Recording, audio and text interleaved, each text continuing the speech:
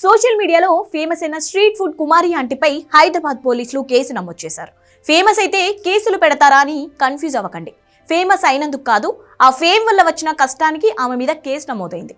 ప్రస్తుతం street food కారణంగా కుమారి aunty social మీడియాలో ట్రెండింగ్ గా అవుతూ సెన్సేషన్ గా మారిపోయింది. దీంతో యూత్ అంతా ఆంటీ దగ్గర భోజనం చేసేందుకు క్యూ కడుతున్నారు. కిలోమీటర్లు ట్రావెల్ చేసి వచ్చి మరీ కుమారి ఆంటీ దగ్గర భోజనం చేసేందుకు ఆసక్తి చూపిస్తున్నారు. కుమారి ఆంటీ ఫుడ్ స్టాల్ దగ్గరికి బైక్లు, కార్లలో వస్తున్న యువకులు రోడ్డు మీద వాటిని పార్క్ చేస్తున్నారు. దీంతో రద్దీ ఎక్కువైపోయి ఆ రూట్ లో ఫుల్ ట్రాఫిక్ జామ్ అవుతుంది.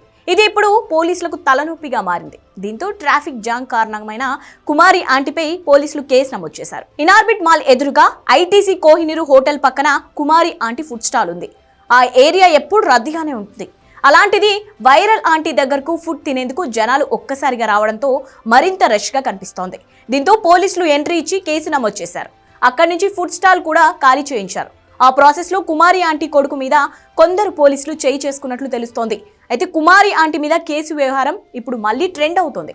రోడ్డు పక్కన ఫుడ్ అమ్ముకుంటూ జీవనం సాగించే ఆ కుటుంబం మీద ఇంతలా పగపట్టాలా అని కొందరు, పెద్ద వాళ్ళను వదిలేసి ఇలాంటి వారి మీద కేసులు పెడతారా అంటూ ఇంకొందరు, ఇలా చాలా కామెంట్లు వినిపిస్తున్నాయి.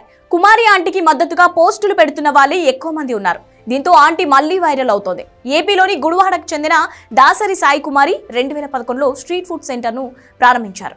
వెజ్, నాన్ వెజ్ వంటకాలను తక్కువ ధరలకే రుచికరంగా అందిస్తూ మంచి పేరు తెచ్చుకున్నారు. స్టార్టింగ్ లో కేవలం 5 కేజీల రైస్ తో ప్రారంభమైన కుమారి ఫుడ్ బిజినెస్ ఇప్పుడు రోజుకు 100 కేజీలకు పైగానే అమ్ముడుపోతుందట. అయితే అక్కడి జనాలు ఎక్కువగా ఆమె దగ్గరికి వస్తుండటం గమనించిన కొందరు ఫుడ్ బ్లాగర్స్ ఆమెపై వీడియోలు తీసి పెట్టడంతో యూట్యూబ్ లో ఇప్పుడు ఆమె ఓ సెన్సేషన్ గా మారిపోయింది.